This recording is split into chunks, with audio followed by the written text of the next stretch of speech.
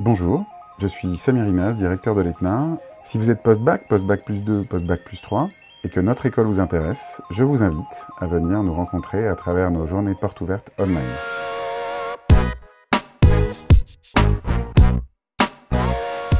Durant le confinement, l'ETNA continue son activité, bien évidemment, en ce qui concerne ses enseignements, mais également aussi pour l'accueil du public et de ses futurs élèves. Et effectivement, nos journées portes ouvertes sont dématérialisées, elles sont donc constituées sous forme de webinars. Alors on a même, dans le cadre de ces journées portes ouvertes online, une vidéo 360 des locaux et qui permet aux personnes donc, de même visiter les murs. Donc habituellement, sur les journées portes ouvertes, vous rencontrez par exemple des étudiants en direct qui vous font visiter bien entendu les locaux. Vous avez la possibilité donc de rencontrer peut-être un panel de personnes un petit peu plus large.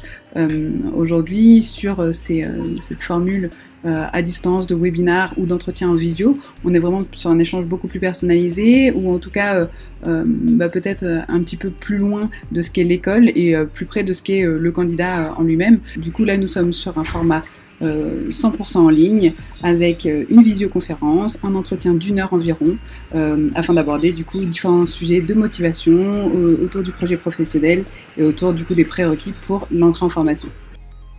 Alors vous voyez, l'ETNA en remote, si on me demande si ça fonctionne, définitivement je réponds oui sans aucun doute. Mon bureau, par exemple, moi personnellement, je l'ai reconverti pratiquement en studio d'enregistrement.